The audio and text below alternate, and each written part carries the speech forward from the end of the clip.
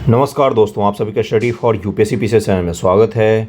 जब से रिजल्ट आया है बीपीएससी का 67th का और उसके बाद कल परसों मार्कशीट भी जारी कर दिया गया है, तो तब से बच्चे परेशान हैं एक चीज़ को लेकर कि क्या हिंदी माध्यम में रिजल्ट नहीं होता है क्या केवल और केवल इंग्लिश माध्यम के ही बच्चे सेलेक्ट होते हैं क्या जो भी सेलेक्ट होते हैं सब बीटेक वाले पृष्ठभूमि के होते हैं क्या। तो देखिए, ये सब वो अफवाहें हैं जो यूपीएससी का रिजल्ट आए, पीसीएस का रिजल्ट आए, जो भी रिजल्ट आए तो उसके बाद उड़ती ही उड़ती हैं। 2022 का जो यूपीएससी का रिजल्ट आया वो आज तक के हिंदी माध्यम का सर्वश्रेष्ठ रिजल्ट था। 50 से ज़्यादा सिलेक्शन हुए हैं हिंदी माध्यम से, ये नहीं होता था इतना ज़्यादा। 2022 का अभी जो 67वीं बीपीएससी का रिजल्ट आया है, इसमें हिंदी माध्यम से काफ़ी बच्चे सेलेक्ट हुए हैं। लेकिन है क्या, जो बच्चे हाईलाइट में दिखते हैं आपको या जो बच्चे आपको ज़्यादा ऑनलाइन दिखते हैं, ऑनलाइन मतलब कि टीवी सिनेमा इन सब में दिख रहे हैं आपको यूट्यूब वगैरह पर, वो बच्चे अधिकांशतः इंग्लिश मीडियम के। हाँ, रैंक में इंग्लिश मीडियम वाले ज़्यादा बच्चे शामिल हैं जो रैंक होल्डर्स हैं, जिनका अच्छा रैंक आया है। लेकिन इसका कतई ये तात्पर्य नहीं कि हिंदी मीडियम का रिजल्ट नहीं हुआ है। ये सब झूठ है, अफवाह है। इस तरह की चीज़ों पर ध्यान मत दीजिएगा। अपने आंसर राइटिंग को धारदार बनाइए। ग्रुप में भी कुछ बच्चे बोल रहे हैं कि आंसर अच्छा लिखा है और नंबर नहीं दिए गए हैं। ऐसा नहीं होता है। आंसर अगर आपने अच्छा रिलेवेंट होता है, अच्छा मतलब सुंदर आंसर नहीं होता है, रेलेवेंट होता है। आज ही मैं आपको आंसर दिखाऊंगा, ये आंसर कितना सुंदर दिख रहा है। अभी मैं इसका पोस्टमार्टम करूंगा तो आपको पता चलेगा कितना ज़्यादा रिलेवेंट है या इरेलेवेंट आंसर है। आंसर सुंदर दिखने से आंसर रेलेवेंट नहीं हो जाता है। अभी मैं दिखाऊंगा, इसीलिए वीडियो खास तौर से लाया हूँ मैं। आंसर राइटिंग भी मैं सिखाता हूँ। ये ग्रुप में आंसर पेड पर आता है, जिसको कुछ आंसर्स को मैं चेक करता हूँ। पेड ग्रुप में भी करीब में 200 लोग ऐड हो गए हैं, तो आपको भी ऐड होना है। तो मैं एक चीज़ दिखा देता हूँ, उसके बाद इस आंसर में सब डिटेल में बताऊँगा मैं। चिंता मत कीजिएगा, हिंदी मीडियम है तो भी सिलेक्शन होता है। क्या कमियाँ होती हैं कुछ, वो मैं आपको दिखाता हूँ। कंटेंट की जो कमी होती है वो देखिएगा। अंग्रेजी मीडियम के कुछ जो उच्च रैंक वाले बच्चे हैं, जिनके अच्छे रैंक आए, उनमें निस्संदेह अंग्रेजी मीडियम के बच्चे हैं कुछ। लेकिन उसमें से जो भी बच्चे हैं ना, मैक्सिमम जो हैं वो ऑलरेडी पास बच्चे हैं। सही सुन रहे हैं आप, जो एसडीएम में मैक्सिमम बच्चे बने हैं, या तो वो रैंक इंप्रूवमेंट करने के लिए बने हैं, या तो वो ऑलरेडी कहीं ना कहीं जॉब कर रहे, तो वो सारे के सारे स्टूडेंट हैं। तो देखिए, जो जॉब कर रहा होता है या ऑलरेडी जो सेलेक्टेड होता है उसमें, और जो नए सेलेक्टेड बच्चे, उसमें थोड़ा सा एक अंतर होता है। क्या अंतर होता है? मैं प्रतिभा का अंतर की बात नहीं कर रहा हूँ। मैं ये नहीं कह रहा हूँ कि आप खराब लिखते हैं। मैं कह रहा हूँ कि वो थोड़ा सा एक्सपीरियंस होते हैं, किस प्रकार से कौन से ऐसे आंसर राइटिंग में ट्रिक अपनाया जाए, कहाँ पर क्या लिखना है, कहाँ पर कौन से आंसर राइटिंग करने, किस प्रकार से टाइम मैनेज करना है, कौन सी गलतियाँ नहीं करनी है, ये वो कुछ मैनेज करने में माहिर होते हैं जो सेलेक्टेड होते हैं ऑलरेडी। इसलिए उनका सिलेक्शन थोड़ा सा ज़्यादा होता है और उनको अंक भी थोड़े से ज़्यादा मिलते हैं। इसका ये कतई तात्पर्य नहीं है कि आपको अंक ज़्यादा नहीं मिलता है या आपका सिलेक्शन नहीं होता है हिंदी माध्यम का। ये अपना पेड ग्रुप के बारे में थोड़ा सा डिटेल है, रोज़ मैं बताता हूँ, आप लोग भी पक जाते होंगे। लेकिन देख लीजिए, आप भी ऐड हो सकते हैं। 200 पर मंथ है, 1050 वाला आप ज्वाइन कीजिए, ताकि 6 महीने तक निश्चिंत आप आंसर राइटिंग करें, सीख पाएँ आप आंसर राइटिंग। मैं सिखाने पर ही बदल देता हूँ, तो आपको सिखा दूंगा मैं, इतना अच्छा तो मैं बताता ही हूँ। आज का जो अपना वीडियो है वो शुरू से अंत तक देखिएगा। आंसर राइटिंग में मैं आपको अंतर दिखाऊंगा कि सुंदर आंसर देखने का मतलब ये कतई नहीं होता कि वो आंसर रिलेवेंट है। मेन एक ही चीज़ मायने रखता है आंसर का। एक बार को पठनीय नहीं है तो कंप्यूटर पर जो उन्होंने चेक किया है, तो हो सकता है उसको उन्होंने पठनीय बना लिया या जूम करके या कैसे भी करके उन्होंने पढ़ लिया हो। लेकिन मेन होता है कंटेंट। कंटेंट अगर आपका सही नहीं है तो कितना भी सुंदर आप लिख कर आए, आपको मार्क्स नहीं मिलते हैं। अभी मैं दिखाऊंगा आंसर, तब आपको समझ में आएगा कि क्या मैं कह रहा हूँ। अगर पूछा गया है कि इलेक्टोरल बॉन्ड में कौन कौन सी चुनौतियां हैं, तो जितने ज़्यादा डायमेंशन में आप चुनौती लिखेंगे तभी जाके आपको नंबर मिलेगा। अभी मैं यही सवाल डिस्कस करूंगा। 2 सवाल लेकर आया हूँ, एक और लेकर आया हूँ कि भाई ब्रिक्स को बारे में मैंने पूछा था कि ये बताओ कि ब्रिक्स का जो 15वां ब्रिक्स समिट हुआ है दक्षिण अफ्रीका में, मैं सवाल ही दिखा देता हूँ। और फिर मैंने ये भी पूछा हुआ है कि ब्रिक्स के विस्तार के पीछे के कारण क्या है और ब्रिक्स का महत्व क्या है। यही मैंने सवाल पूछा है। इसमें मैं दिखाऊंगा तरह तरह के आंसर आपको, कि भर भर कर 4-4 पेज लिखा है, लेकिन रिलेवेंट चीज़ मुझे आधे पेज नहीं दिखती उस आंसर में। समझ पा रहे हैं मैं क्या करूं? जिनका भी कॉपी है, कृपया करके क्रिटिसिज्म को पॉजिटिवली लेना है, क्योंकि आपके सुधार के लिए ही मैं इतने देर बकबक करने आया हूं। ठीक है, अपना भी लाभ है इसमें, बहुत सारे बच्चे जुड़ेंगे, वीडियो देखेंगे, उससे भी रेवेन्यू बनता है। लेकिन मुख्य रूप से एक मोटिव होता है कि भाई बिना क्लासरूम के, बिना आपसे कोई फीस ले हो, मैं आपको इतना अच्छा कंटेंट प्रोवाइड करवा पाऊँ। तो इसलिए ध्यानपूर्वक सुनिएगा, मैं कोई बेकार की चीज़ बताने नहीं आया हूँ। मैं आपको ये बता रहा हूँ कि आंसर राइटिंग और रिलेवेंट आंसर राइटिंग में बहुत डिफरेंस होता है। एक बच्चे का मैंने कॉपी पढ़ा, बीपीएससी GS2 का सवाल था कि क्षेत्रीय राजनीतिक दल जो होते हैं क्षेत्रीय राजनीतिक दल से जुड़े हुए चुनौतियों को लिखना था। तब उस बच्चे का कॉपी के अपने ग्रुप में भी था वो कॉपी, उस बच्चे ने लिखा हुआ था अपने आंसर में कि क्षेत्रीय राजनीतिक दल जो है, जिसमें उस उदाहरण के रूप में लिखा था कि भारतीय जनता पार्टी का शासन कहाँ पर है, यूपी में है। उस बच्चे का कॉपी का लाइन पढ़ रहा हूँ। भारतीय जनता पार्टी जो यूपी में अच्छा शासन कर रही है, तो समाजवादी पार्टी क्षेत्रीय जातिगत राजनीति करके भाजपा को परेशान करती है। ये उस कॉपी का लाइन पढ़ रहा हूँ मैं। ऐसा ही कुछ था, मतलब मैं क्या कह रहा हूँ कि मुख्य रूप से मैं उसकी भावना पढ़ रहा हूँ, लेकिन ऐसे ही पार्टियों का नाम लिख लिख कर ब्लेम किए हुए हैं। ये गलत है, आंसर काट देगा ऐसे आंसर को आपका। ये जो आपने आंसर लिखा है इस प्रकार से पार्टियों के नाम ले लेकर सीधा सीधा काट देगा। पॉइंट में लिखना होता है वहाँ पर। उदाहरण के लिए आप कुछ भले ही राजनीतिक पार्टियों का नाम दे दो, लेकिन इस तरह से नाम लेकर किसी पार्टी पर जातिवादी राजनीति करने का आप आरोप नहीं लगा सकते आंसर में अपने। ये गलत लिखा है आपने। बहुत सुंदर लिखा है उसने, डायग्राम वायग्राम बना कर लिखा है, लेकिन ये लाइन गलत है। उसके अलावा एक और मैं उदाहरण देता हूँ, आपको समझ जाएंगे, आप लोग तो होशियार हैं। जैसे एक पूछा गया था कि मौर्य कला, मौर्य जो आर्ट है, मौर्य आर्ट है, इसकी विशेषता बताइए। यही सवाल पूछा गया है। अब सुनिएगा, मैं देखो रुक जाइए, नीचे थोड़ा सा लेकर आता हूँ, मैं फिर आपको समझा पाऊँगा अच्छे से। सवाल पूछा गया कि मौर्य आर्ट जो होता है उसकी विशेषता को बताना है आपको कि मौर्य आर्ट की क्या क्या विशेषता है। तो आपने स्तंभ बनाया, आपने वो क्या स्तूप बनाया, स्तूप में क्या क्या होते हैं, इन सबको लिख दिया। विशेषता पूछा गया है आपसे, ये नहीं पूछा गया कि उसके भौतिक विशेषता बताइए। भौतिक विशेषता और विशेषता में फर्क होता है। विशेषता में हर विशेषता शामिल होती है, लेकिन भौतिक विशेषता आप केवल लिख के आए हैं कि इसके ऊपर सींग बनता है, यहाँ पर घोड़े होते हैं, यहाँ पर हाथी होते हैं, ये पत्थर का बना होता है, ये स्तूप है, इसके ऊपर हर्मिका होती है, ये चारों तरफ प्रदक्षिणा पथ बने होते हैं। तो ये तो उसकी भौतिक विशेषता है। आपसे पूछा गया कि मौर्य कला का विशेषता बताइए। तो मौर्य कला की विशेषता में एक सबसे पहला चीज़ आता है कि मौर्य कला का विकास ही क्यों हुआ उस एरिया में। दूसरा, उस कला के पीछे दर्शन निहित होता है। हर कला के पीछे दर्शन निहित होता है। जैसे स्तंभ होता है, स्तंभ में शेर जो है वो शक्ति का प्रतीक है, जो चक्र है वो न्याय का प्रतीक है। यानी कि शक्ति और न्याय इन दोनों की स्थापना किस साम्राज्य में हुई थी? मौर्य साम्राज्य में। इस तरह की चीज़ें भी आपको लिखनी पड़ती है। उसने आपसे ये नहीं पूछा था कि मौर्य कला के भौतिक विशेषताओं के बारे में बताइए। भौतिक विशेषता सारा का सारा आप लिख के आए A to Z आंसर में, फिर आप बोल रहे कि नंबर नहीं दिया गया है। इतने होशियार बच्चों ने ये सब गलतियाँ की हैं, तो नंबर इस तरह से नहीं दिए जाते हैं। अगर रिलेवेंट नहीं होगा तो नंबर नहीं मिलेगा आपको। आप आंसर अच्छा लिख रहे हैं, इस आधार पर आपको नंबर नहीं दिया जाता है। आपके बगल वाला जिसने आपसे ज़्यादा अच्छा लिखा है उसके आधार पर आपको नंबर दिए जाते हैं। जैसे 10 स्टूडेंट ने एक ही सवाल को लिखा है, 9 ने लिखा है एक ही जैसा, 10वें ने लिखा है उसको सर्वश्रेष्ठ, तो 10वें को अगर 4 नंबर दिया गया तो इन 9 को 4 से अवश्य कम नंबर दिया जाएगा। अब आप समझ पा रहे हैं मैं जो समझाने की कोशिश कर रहा हूँ कि आंसर सुंदर दिख रहा है, बहुत अच्छे सजा के बनाया है, साफ लिख के बनाया है, ये सब मायने रखता है। लेकिन ये सब सेकंड प्रायोरिटी होती है। पहली प्रायोरिटी होती है कि जो आपसे कंटेंट पूछा जा रहा है, जो सवाल पूछा जा रहा है, अगर आपने उसको नहीं लिखा है तो कोई उस पर नंबर नहीं देगा आपको। भले ही आपने उसको लाल पीले हरे कलम से सजा कर लिखा होगा, आर्ट बना कर आया होगा, वहाँ पर कुछ नंबर नहीं मिलेगा आपको।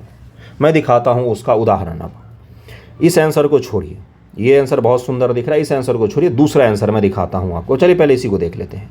देखिए क्या है ये सवाल, मैंने क्या दिया था 15वें ब्रिक्स सम्मेलन में ब्रिक्स के विस्तार के कारणों। मैं हमेशा बोलता हूँ सवाल लिखने से पहले कीवर्ड्स घेर लेना, आधा समस्या वहीं पर सॉल्व हो जाता है। उसी कीवर्ड्स के आस पर उसमें आंसर लिखने होते हैं।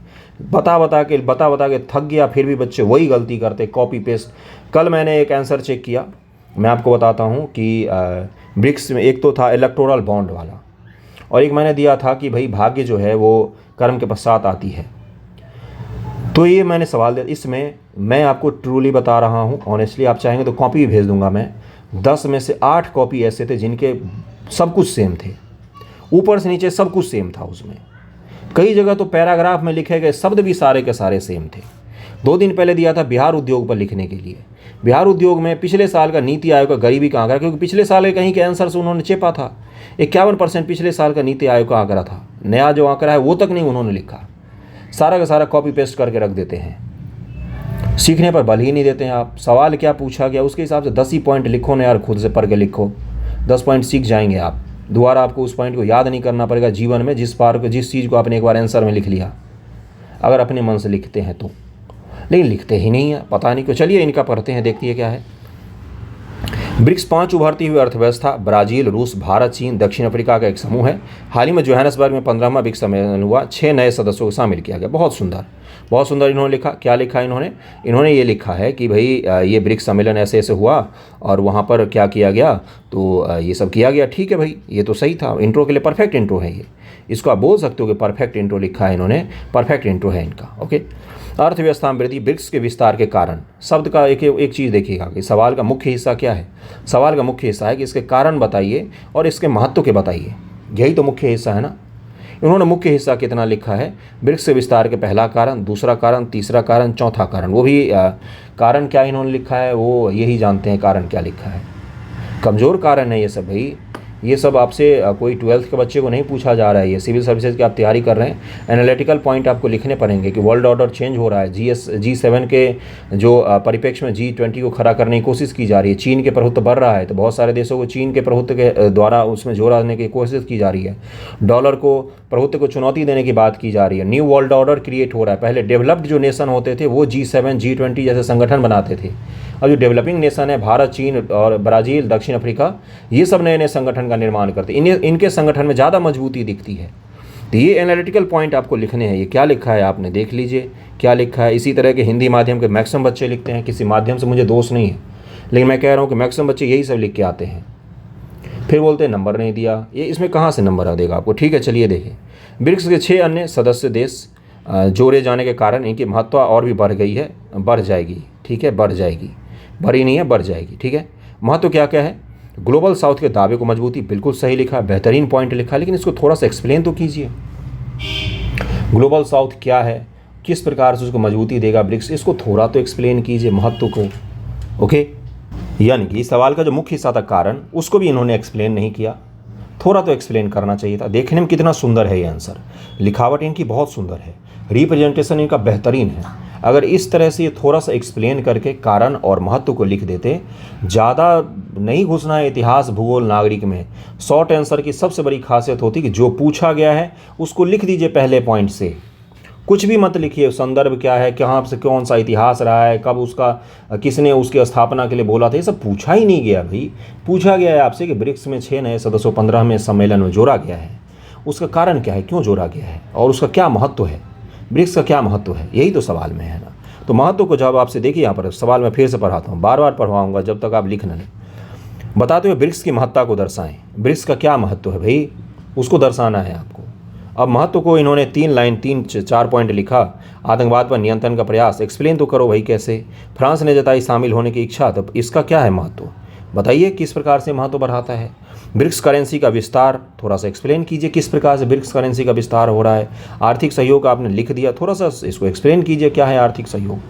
बस ख़त्म हो गया, ख़त्म हो गया ये आंसर। इसमें आंसर में कोई आधा नंबर भी दे देगा, 1/2/10 भी दे देगा तो भी सही है, क्योंकि इन्होंने कुछ नहीं लिखा। सही पूछिए तो बेहतरीन आंसर होते हैं। देखिए इनका रिप्रेजेंटेशन बहुत अच्छा है, लिखावट बहुत अच्छी है, लिखने समझ भी है क्या सवाल में पूछा गया है। इन्होंने समझा तो ना कि हाँ मुझे क्या लिखना है, तभी तो इन्होंने ये लिखा है, कारण लिखा है और महत्व लिखा है।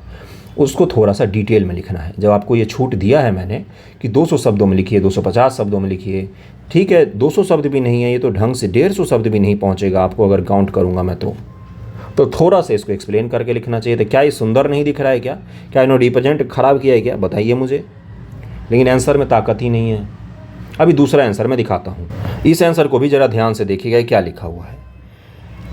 ब्रिक्स के कारणों को और ब्रिक्स के महत्व को बताना है, विस्तार के कारण को बताना है और ब्रिक्स का क्या महत्व है उसको बताना है आपको। इतना तो क्लियर है। ब्रिक्स विश्व की अग्रणी उभरती अर्थव्यवस्था, ब्राज़ील, रूस, भारत, चीन, ये सब है। 2001 में इसका क्या हुआ, उसके बाद से भारत ने 2001 में क्या क्या किया, ये सारा कुछ इन्होंने लिखा। ठीक है, उसके बाद देखिए क्या लिखा है इन्होंने। उसके बाद और ब्रिक्स को लिखते चले गए और ब्रिक्स को लिखते चले गए, लिखते चले गए, लिखते चले गए, लिखते चले गए। देखिए भारत की लुप्तप्राय बड़ी बिल्ली तक ले आए ये, बड़ी बिल्ली तक, बिग कैट के बारे में भी चर्चा कर दी इन्होंने, संयुक्त राष्ट्र में सुधार की भी बात कर दी इन्होंने। लेकिन मैंने पूछा था कि ब्रिक्स के विस्तार के कारणों को लिखिए, तो मुझे नीचे जाके 2 पेज बाद जाके मिलता है कारण कितने, 1 2 3 4 5, खत्म। कंटेंट की कमी है क्या, कंटेंट तो भर भर के दिया हुआ है। लेकिन सवाल में क्या पूछा गया कि ब्रिक्स के विस्तार के कारण और उसके महत्ता को बताना है। ये कारण था इनका और अगला क्या है, महत्व तो है, महत्व ऊपर जो इन्होंने थोड़ा बहुत लिखा वो भारत के परिप्रेक्ष्य में इन्होंने केवल लिखा है। जो भारत के बिल्ली वगैरह की चीज़ की बात की है वो सब भारत के परिप्रेक्ष्य में है। LAC, प्रधानमंत्री मोदी सब आ गए, लेकिन ब्रिक्स का महत्व आया ही नहीं कि दुनिया में ब्रिक्स का क्या महत्व बढ़ रहा है, इतने सारे देश क्यों जुड़ना चाहते हैं इससे, क्या महत्व है ब्रिक्स का, कारण क्या है। तो कारण में 5 पॉइंट लिखा हुआ है, दे दूँ इनको नंबर कहाँ से मिल जाएगा, आप मुझे बताइए इस आंसर में क्या है ऐसा कि जिसको नंबर दिया जाए, जबकि इतना लिखा हुआ है, 4-4 पेज लिखा है इन्होंने भर भर के। जो इन्होंने लिखा है उनका लिखावट बहुत अच्छा है, बहुत सही लिखते हैं। देखिए कितना सुंदर साफ सजा सजा के लिखा है इन्होंने, कितना ये भी लिखा है कौन कौन से देश ऐड हुए हैं, लेकिन लिखने का तरीका भी सही है, कोई चीज़ बुरा नहीं है। बुरा क्या था, सबसे बुरा चीज़ था क्या, कंटेंट, उसकी कमी है, रेलेवेंट नहीं है, और ये लिखते लिखते ही सुधार हो जाएगा। बहुत अच्छा प्रयास किया जिनका भी कॉपी किया है, जिनका भी कॉपी है, ये कंटेंट की कमी के कारण नंबर नहीं मिल पाएगा इसमें। तो ये मुख्य बाधा हो जाती है जिसको समझना पड़ेगा आपको कि जो आपसे पूछा जा रहा है अगर आप वो नहीं लिख पा रहे हैं तो आपको अंक नहीं मिलता है। अभी मैं दूसरा आंसर आपको दिखाता हूँ जिससे चीज़ें और स्पष्ट हो जाएंगी आपको। ओके, इस आंसर को ज़रा ध्यानपूर्वक देखिए कि क्या है ये, देखने में कैसा लग रहा है आपको, उस आंसर से अच्छा लग रहा है या लग रहा है कि नहीं ये उस आंसर से बुरा होगा, देखने में कैसा लग रहा है आपको। रिप्रेजेंटेशन उनसे थोड़ा सा कमज़ोर है, हैंडराइटिंग भी उनसे थोड़ा सा कमज़ोर है, लेकिन इन्होंने सटीक आंसर लिखा है, ठीक ना। मैं दिखाता हूँ क्या लिखा है इन्होंने। इनसे पूछा गया है वही कि विस्तार के कारणों को बताइए और फिर ब्रिक्स के महत्व को बताना है। ओके, हाल ही में, और परफेक्ट आंसर देखिए किसी का भी नहीं होता है, जिन्होंने भी लिखा है अच्छा आंसर लिखा है। मैं सभी के आंसर को बहुत बहुत अच्छा बोलता हूँ, प्रयास करना मेन ज़रूरी होता है, ठीक ना। वो उदाहरण के लिए आप लोगों को समझाने के लिए मैं लेकर आया हूँ। हाल ही में दक्षिण अफ्रीका के जोहान्सबर्ग में 15वां ब्रिक्स सम्मेलन आयोजित किया गया। इस सम्मेलन का मुख्य परिणाम यह रहा कि ब्रिक्स की सदस्य संख्या को विस्तारित करके 5 से 11 कर दिया गया। नवीन सदस्यों के तौर पर मिस्र, ईरान, सऊदी अरब, इथियोपिया, UAE और अर्जेंटीना जुड़े हैं। बिल्कुल परफेक्ट है, इससे परफेक्ट इंट्रो क्या होगा, ये इसीलिए तो सवाल पूछा गया है आपसे। विस्तार के कारण, पहला कारण स्थानीय मुद्रा में लेन देन, सही किया इन्होंने। दूसरा क्या है, डी-डॉलराइजेशन। तीसरा इन्होंने लिखा है आसान ऋण सुविधा, जैसे IMF की तुलना में NDB आसान शर्तों पर ढांचागत ऋण के लिए एक बॉडी बनाई जा रही है ब्रिक्स के द्वारा कि भाई पश्चिमी देशों के प्रभुत्व वाले, अमेरिका के प्रभुत्व वाला जो IMF है, वर्ल्ड बैंक है, क्यों ना उसको चैलेंज किया जाए विकासशील देशों के द्वारा।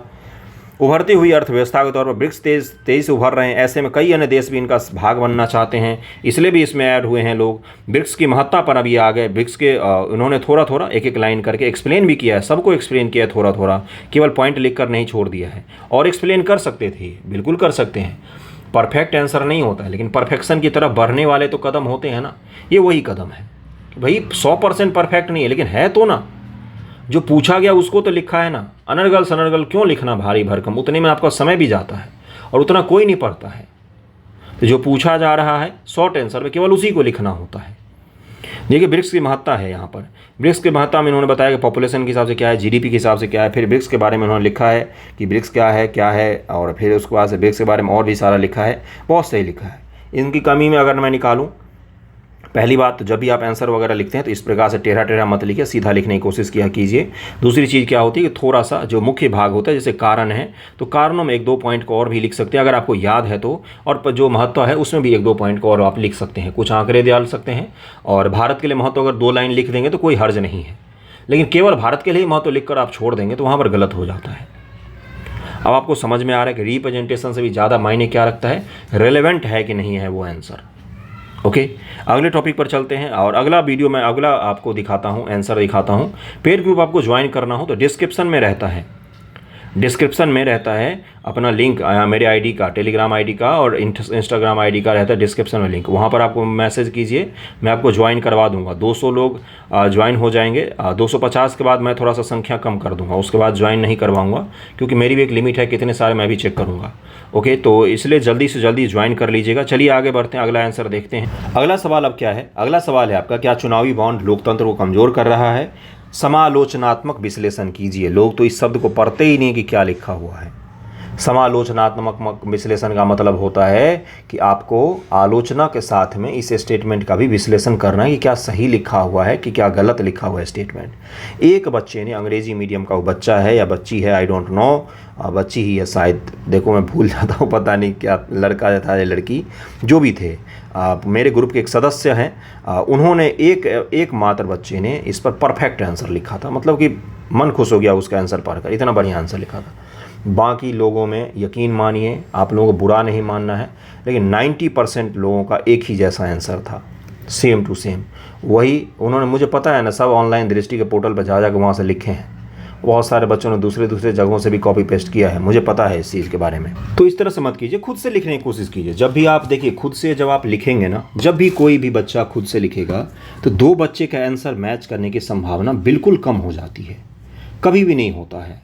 लेकिन आप लोग क्या करते हो, कहीं ऑनलाइन से पढ़ा भी, देखिए मदद तो सब लेते हैं, लीजिए, लेकिन ऑनलाइन कहीं पर कुछ पढ़ते भी हैं तो उसको अपने शब्दों में, अपने पैटर्न के हिसाब से ढालकर, अपनी लेखन शैली के हिसाब से, अपनी भाषा शैली में ढालकर लिखने की कोशिश कीजिएगा, जिससे ये ना लगे कि भाई किताबी भाषा में लिख दिया है, एक ही जैसे पॉइंट सबके क्यों। और ये चीज़ एग्ज़ाम में भी होता है। सोचिए, मैं तो एक छोटा सा मेरा ग्रुप है 200 लोगों के करीब में, उसमें जब मैं इतने आंसर पढ़ के इरिटेट हो जाता हूँ, वहाँ तो मास्टर साहब कितने हज़ार कॉपी चेक करते हैं। तो इसलिए मैं आपको क्या कह रहा हूँ कि थोड़ा सा सही ढंग से लिखने की खुद से कोशिश कीजिए। पहली बार में 5 पॉइंट ही आप लिखेंगे, दूसरे बार में 6 पॉइंट लिखेंगे, तीसरी बार में 10 लिखेंगे, हो सकता है चौथी बार में गलती कर देंगे, लेकिन 5वीं 10वीं बार में जाके आपका आंसर परफेक्ट ढंग पे पहुंच जाएगा। और वही चीज़ ज़रूरी होता है, सीखना ज़रूरी होता है। भाषण नहीं दे रहा हूँ मोदी जी जैसे। चुनाव सुधार प्रक्रिया के एक महत्वपूर्ण कदम के रूप में चुनावी बॉन्ड प्रणाली की शुरुआत भारत सरकार द्वारा 2018 में, अब इन्होंने सवाल लिखना शुरू कर दिया है, 2018 में किया गया, जिसके अंतर्गत चुनावी बॉन्ड दाता की गुमनामी बनाए रखते हुए पंजीकृत राजनीतिक दलों को दान देने के लिए व्यक्तियों और संस्थाओं हेतु एक साधन के रूप में कार्य करते हैं। ठीक है भाई, यही तो है चुनावी बॉन्ड, बिल्कुल सही है, क्या गलत है, इसे परफेक्ट है, आपका इंट्रो बहुत सही है। इस योजना को राजनीतिक दलों के लिए को दिए जाने वाला नगद दान के विकल्प के रूप में प्रस्तुत किया गया, जिसका उद्देश्य राजनीतिक वित्तपोषण अथवा फंडिंग में शुद्ध धनराशि के और पूर्ण पारदर्शिता को प्रोत्साहित करना है। ठीक है भाई, ठीक है, ये सब भी सही है। हालांकि कुछ विशेषज्ञ एनजीओ जैसे common cause, association for democratic reform आदि का मानना है कि चुनाव बॉन्ड लोकतंत्र को कमज़ोर कर रहा है। इनके द्वारा इनके पक्ष में निम्नलिखित तर्क दिए जाते हैं। चुनावी बॉन्ड के तहत आयोग इन पर निगरानी नहीं रख सकता, और जो कि चुनाव की पारदर्शिता को प्रश्न चिन्ह खड़ा करता है कि चुनाव आयोग इस पर निगरानी नहीं रख सकता। चूंकि ये बॉन्ड केवल एसबीआई के माध्यम से ही खरीदे जाते हैं, इसलिए सरकार इन पर निगरानी रख सकती है। इसके अंतर्गत फंड देने वाले तथा फंड लेने वाले के नामों को गोपनीय रखा जाता है, जो कि राजनीतिक जानकारी की स्वतंत्रता का आर्टिकल 19(1) पर पढ़ के मैं परेशान हूँ। सब ने यही चीज़ लिखा है, बिल्कुल सही पॉइंट है, लेकिन सब इसी भाषा में यही सब कुछ लिख रहे हैं, और ऐसे ही पॉइंट नंबर भी है। उन लोगों की पहचान छिपाने में मदद करती है जो राजनीतिक दलों के विशेष सत्ताधारी दलों के राजनीतिक लाभ के लिए विशेष रूप से अनुदान देते हैं। हालांकि हर प्रणाली के अपने कुछ लाभ तथा कुछ दोष होते हैं। यदि हम इसके सकारात्मक पक्षों का अध्ययन करें, कहाँ करवाया आपने अध्ययन, सकारात्मक पक्ष एक नहीं लिखा आपने, सकारात्मक पक्षों का अध्ययन करें तो इस लोकतंत्र के लिए खतरा बताना उचित प्रतीत नहीं होता है। बिल्कुल सही लिखा, परफेक्ट आंसर, परफेक्ट पॉइंट है ये पॉइंट परफेक्ट है। इससे फंडिंग को एक सुनियोजित, एकीकृत तथा संस्थागत रूप प्रदान किया, इसका विनिमय हो सकेगा तथा विशेषज्ञों के सकारात्मक सलाहों को लागू कर इसे और प्रभावी बना दिया जाए। कैसा लिखा है इन्होंने आंसर, क्या लगता है आप लोगों को? आप लोगों ने पढ़ा दिया पूरा मैंने, कैसा लिखा है इन्होंने आंसर, बताइए मुझे, किस स्केल पर रखेंगे इसको? देखिए, इन्होंने आंसर अच्छा लिखा है, नो डाउट अच्छा है, लेकिन क्या 100% परफेक्ट? नहीं। देखिए, इनको ये पहले ही बताना चाहिए था कि जो चुनावी बॉन्ड है वो लोकतंत्र को कमज़ोर नहीं कर रहा है। आप जज नहीं हैं, आपको मैं एक चीज़ बता देता हूं, जब भी समालोचनात्मक चीज़ें आती हैं, सरकार के, व्यवस्था के और किसी नियम कानून के खिलाफ आपसे पूछा जाता है, तो अति उत्साहित होकर न्यूज़पेपर और मीडिया पढ़कर कभी भी उस चीज़ को सीधा सीधा गलत मत बोल दीजिएगा।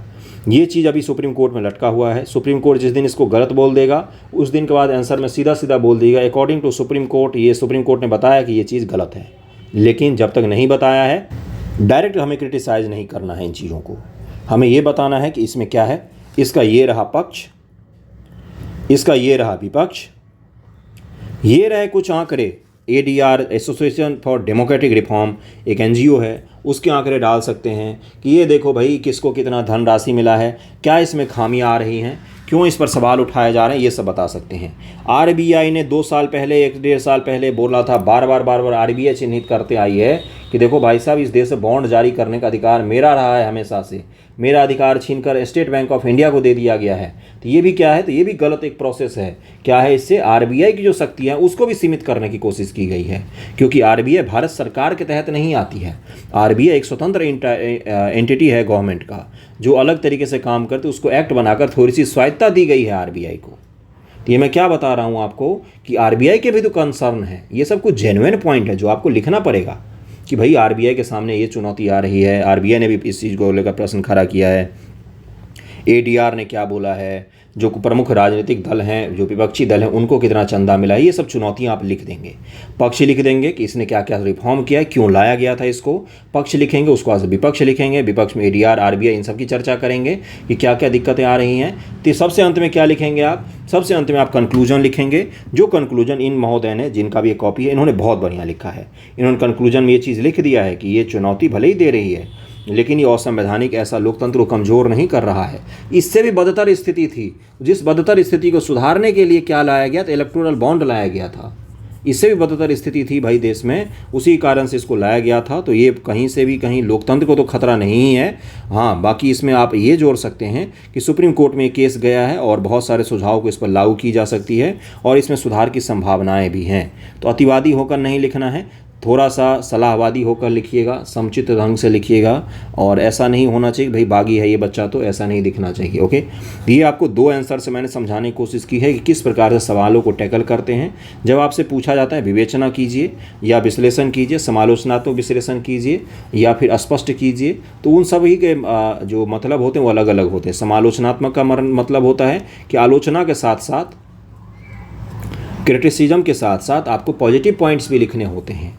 विवेचना कीजिए मतलब उसके बारे में स्पष्ट कर देना है आपको संपूर्ण रूप से। बाकी सब में कोई खास अंतर नहीं होता है, लेकिन समालोचनात्मकता का विशेष रूप से अंतर होता है। तो इसको ध्यानपूर्वक रख के लिखिएगा। ओके, कैसा लगा है वीडियो ज़रूर बताइएगा। 26 मिनट के वीडियो मैंने काफ़ी कुछ समझाने की कोशिश की है, दूसरों पर, आयोग पर और बाकी सब चीज़ों पर, हिंदी माध्यम पर, बीटेक पर, इन सब चीज़ों पर उंगली उठाने से पहले एक बार खुद के ऊपर भी उंगली उठाइए और देखिए खुद के ऊपर कौन कौन सी कमियां हैं, क्या आपने उन कमियों को सुधार लिया है, तब जाके दूसरी कमियों की बात कीजिए। बहुत सारे बच्चे फर्स्ट अटैम्प्ट में हिंदी माध्यम से पास हो गए हैं इस बार, ये भी सच है। इस सच को क्यों नहीं देखते हैं आप? आधा गिलास भरा हुआ ये क्यों नहीं दिखता है आपको? आधा गिलास जो खाली है वही क्यों दिखता है? ये भी तो सच है। बहुत सारे बच्चे पहले अटैम्प्ट में हिंदी माध्यम से पास हो गए हैं, ठीक ना। ज्योग्राफी ऑप्शनल बहुत सारे बच्चे बोल रहे नंबर नहीं मिला, ज्योग्राफी ऑप्शन से ही बहुत सारे बच्चे पास हुए हैं। हिस्ट्री ऑप्शनल से कोई बोल रहा है कि नंबर ही नहीं मिला, हिस्ट्री ऑप्शनल से बच्चे भी पास हुए हैं। तो ये भी तो सत्य है। आंसर का पैमाना आपका क्या है वो भी तो है। हाँ, लेकिन कुछ पार्शियलिटी हो जाती है, सभी के द्वारा करते हैं, आयोग भी करती है, सभी जगह होती है, यूपीएससी में भी होता है, पीसीएस में भी होता है। लेकिन संपूर्ण रूप से केवल एक ही आयोग को ही दोष दे देना ये कतई सही नहीं होता है। एक बार खुद के ऊपर भी उंगली उठाइए, देखिए क्या कमियाँ हैं, और बाकी कोई भी दिक्कत हो तो आप मुझे ज़रूर बताइएगा। आपकी हर दिक्कत को मैं सॉल्व करूँगा वीडियो बनाकर, ठीक है। थैंक यू सो मच आप सभी का वीडियो देखने के लिए।